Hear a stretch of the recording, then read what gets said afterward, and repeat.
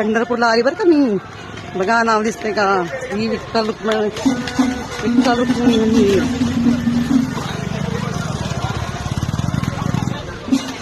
खूप छान असा योग आलेला आहे.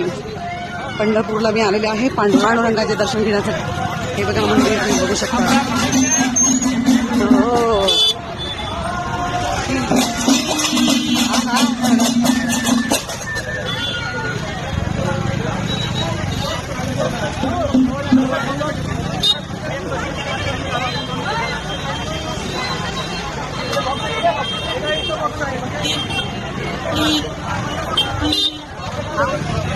हे आपलं विठ्ठलाचं मंदिर.